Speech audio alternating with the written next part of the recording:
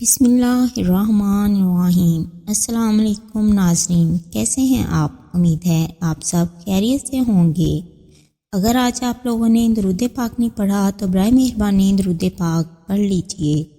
آج کا ہمارا واقعہ ہے، مہمان اللہ کی رحمت ہوتے ہیں۔ ایک عورت کا شوہر ہر روز کسی نہ کسی مہمان کو گھر لے آتا اور اپنی بیوی سے کہتا، ان کے لیے کھانے کا انتظام کرو۔ روزانہ وہ مہمان کے لیے کھانے تیار کرتی۔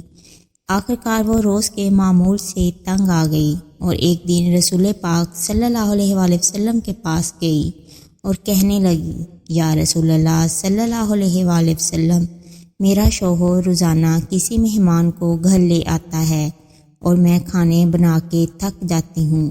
یا رسول اللہ صلی اللہ علیہ وآلہ وسلم، کوئی ایسا طریقہ بتائیں کہ میرا شوہر گھر میں مہمان نہ لے آئے۔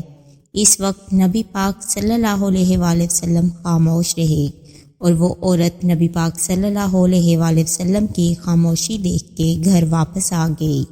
اگلے دن نبی پاک صلی اللہ علیہ وآلہ وسلم نے اس عورت کے شوہر کو بلایا اور کہا کہ کل میں تمہارا مہمان ہوں۔ وہ آدمی بہت خوش ہوا اور آ کے اپنی بیوی کو بتایا کہ آج نبی پاک صلی اللہ علیہ وآلہ وسلم ہمارے مہمان بن کے آئیں گے۔ اس کی بیوی بہت خوش ہوئی اور جلدی سے اچھے اچھے کھانے بنانے لگی۔ جب نبی پاک صلی اللہ علیہ وآلہ وسلم اس عورت کے گھر آئے تو نبی پاک صلی اللہ علیہ وآلہ وسلم نے اس کے شوہر سے کہا کہ جب میں کھانا کھا کے واپس جانے لگوں تو اپنی بیوی سے کہنا میرے گھر سے نکلنے تک پیچھے دیکھتی رہے۔ اس کی بیوی نے ایسا ہی کیا۔